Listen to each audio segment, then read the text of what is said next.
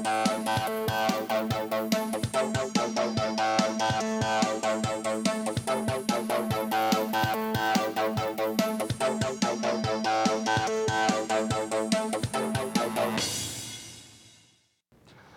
everyone, welcome to Trend Center of Delmarva, a show covering Delmarva's latest trends and developments. I'm Jared Pawar.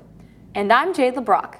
On today's show, we will be discussing tanning facts you should know, apps that correct your vision, and much more. But first, micro videos are taking over the social media world, and you would be surprised by the amount of money going towards making these videos.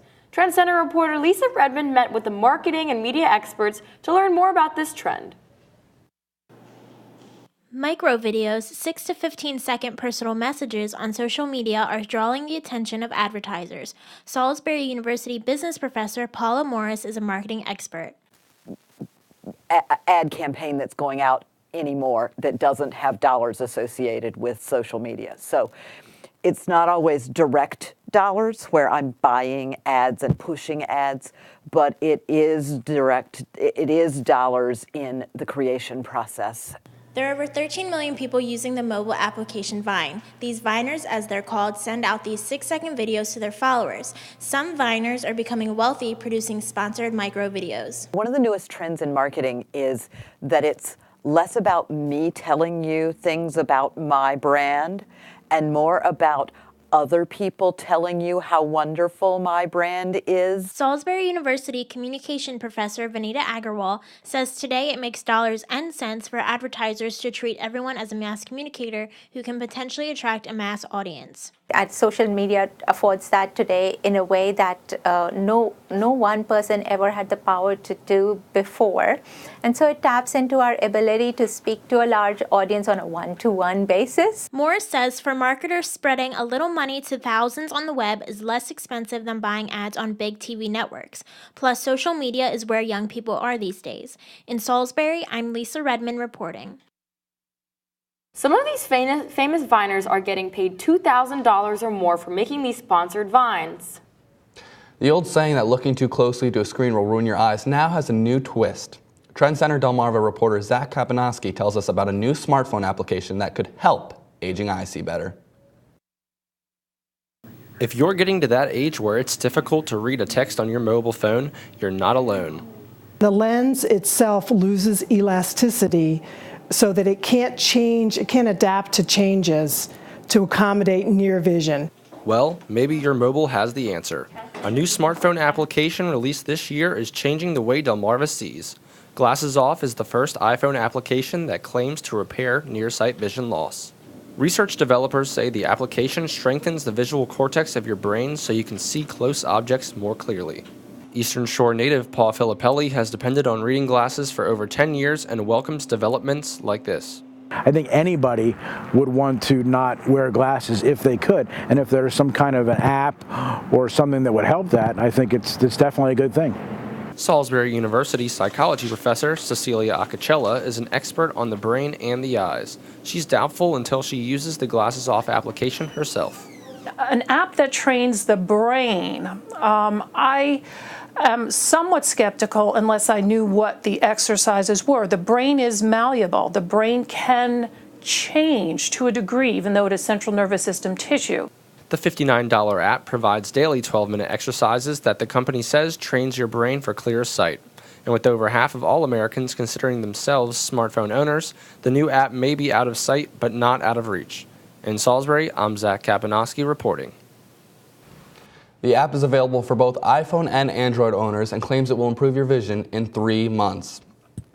Are you concerned over the foods that you are buying from the store? When we come back, we'll show you a new way Americans are now buying food. And we'll tell you about the new ways that blood banks are trying to get donors, and how one university is looking to change the landscape of college athletics. But first, we asked people on the Salisbury University campus about the trendiest thing they own. Here's what they said. Definitely my watches. I love watches. Well, it would be this tribal tattoo I got right here. It's like a month old.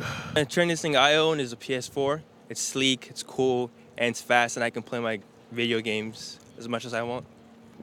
Probably say either Sperry's or Croakies. These days, Americans want healthier and more eco-friendly food. Reporter Phil Harper tells us how supermarkets and produce stands are helping consumers in search of healthier and environmentally cleaner means of nutrition. Americans appear to care more about where their veggies are coming from. A 2011 survey by the National Grocers Association says over 8 in 10 consumers listed the availability of local food as very or somewhat important when choosing a grocery store.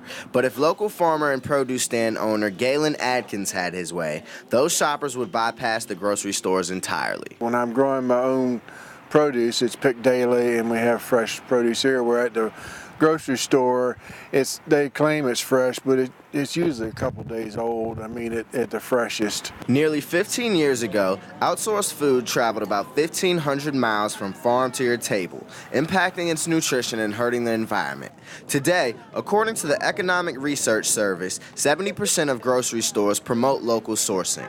Local farmer Lisa Garfield says farming methods have changed, making local produce healthier and more environmentally friendly. Well, everything's produced here using sustainable methods. Most of the vegetable vendors here are organic.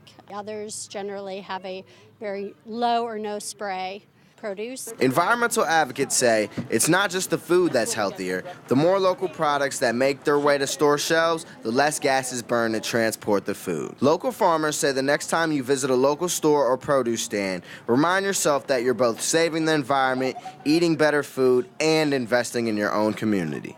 In Salisbury, I'm Phil Harper reporting. Advocates say that local and organic food sourcing looks to continue to grow well into the foreseeable future.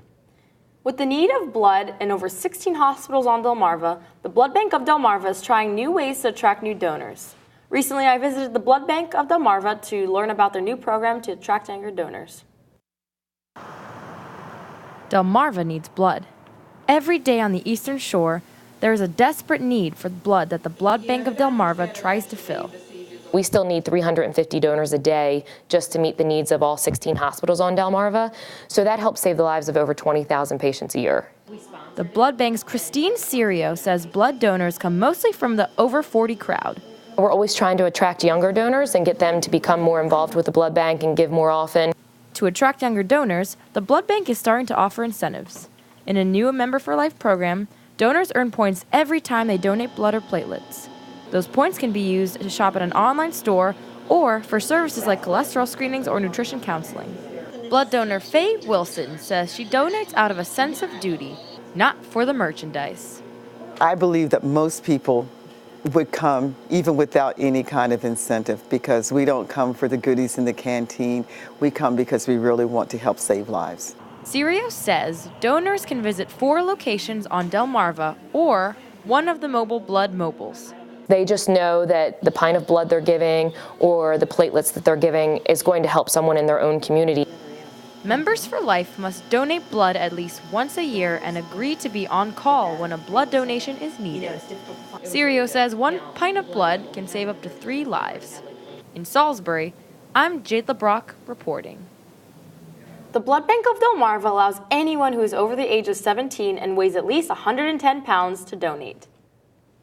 With the college football season fast approaching again, reporter Naira Tolliver brings us a story about the Northwestern University football players' attempts to unionize and what that could mean for all college athletics in the future. A recent case of big-time college football players trying to unionize and become paid employees of the school has local college sports administrators evaluating the current college sports scene. Salisbury University Athletic Director Michael Vienna thinks that college athletes are already getting paid and says there is something wrong with the current system for college athletes. Where you have coaches becoming multimillionaires and some of the institutions making millions upon millions of dollars, and some of those student athletes are having a hard time having some change to go to the movies. There's clearly something wrong with that model. Vienna says the trickle-down effect of the Northwestern University case to Division III sports could only mean about 40 or so schools would be able to pay college athletes. In 2012, the NCAA reports it paid about $100,000 in athletic expenses per student athlete to schools with football programs, $36,000 for bowl-eligible schools, and $43,000 for Division I schools without football. Division III schools like Salisbury University are only promised a little over 3.5% of the NCAA's operating budget. Salisbury University student Travis Nardella thinks student athletes shouldn't be paid but deserve other perks. I don't think they should be paid by the school, but I think that they should be able to accept sponsorships and accept money from different Nike. If successful, the Northwestern University football players could change the landscape of college athletics as we know it today. In Salisbury, I'm Naira Tolliver reporting. Most of the money from the Division I's men's basketball tournament funds almost all Division I, II, and III schools. When we come back, we'll tell you how TV is helping pawn shops. And we'll warn you about a dangerous trend, indoor tanning. That and more when Trend Center Delmarva continues. But first, let's hear more about the trendiest thing people own. I'd have to say that's my Sterling watch. My mom got the idea of getting it for me in Germany, and whenever I need to throw it on to dress up or just dress to impress, I throw it on and it helps me look classier. Probably cheetah print, animal prints of that sort. Yeah. Awesome. Well, for me personally, I'm always on my computer, working on Excel spreadsheets, doing things of that nature. So I got this little stand that holds my computer up. It's got a fan under it too. I just got the iPhone 5S. Ooh, it got the fingerprint on it. It goes like that. You just go like this, and it'll be like, oh, fingerprint. I'd be like, yep, it unlocks. So that's the trendiest thing I own. Trying to make a quick buck from a family heirloom, or just buying something on the cheap? Check out why pawn shops' popularity has increased over the last few years.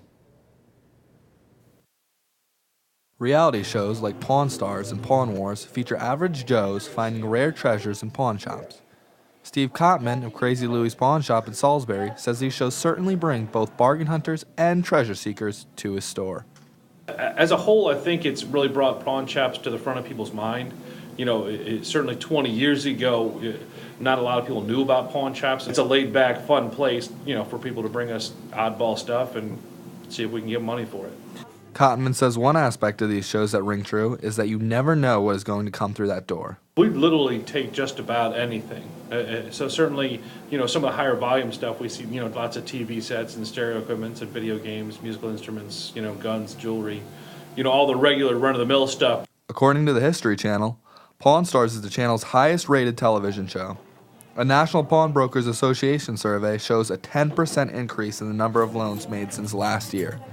Andrew Polton regularly buys from pawn shops and believes pawn shops have had a bad rep, but ultimately offer a good deal. Some people might look at pawn shops negatively, but when they see them on TV with the characters that they're famous now, so it makes them look like a better place. Only $100 for a mattress and box spring, and I've gotten DVDs there. National Pawnbroker Association President Ben Levinson says pawn shops are trying to change their negative reputation through public awareness, like those reality shows and more customer-friendly stores to attract a new generation of Pawn Stars. In Salisbury, I'm Jared Pawar reporting. The success of the show Pawn Stars has generated other pawn-related shows like Hardcore Pawn and Cajun Pawn Stars. Summer is almost here, which for many people means it's time to start tanning. But Trend Center Delmarva reporter Mackenzie Smith says before you step into that tanning salon, there are some important facts and warnings you need to know.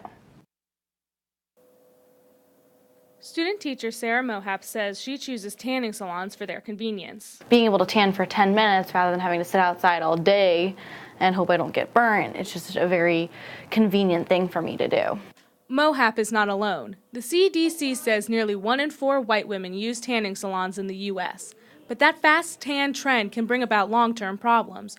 According to a recent study published by the American Medical Association, over 400,000 new cases of skin cancer every year are caused by indoor tanning. Rachel Pope, a Smart Tan certified employee at All About Tan in Salisbury, says tanning beds are different than the sun's rays. There's 2 different types of rays. There's UVA and UVB. And when you go outside in the sun, if you're at the beach or something, you're mostly going to be exposed to UVB rays, which are the ones that don't go into your skin as deep. So those are the ones that cause sunburn.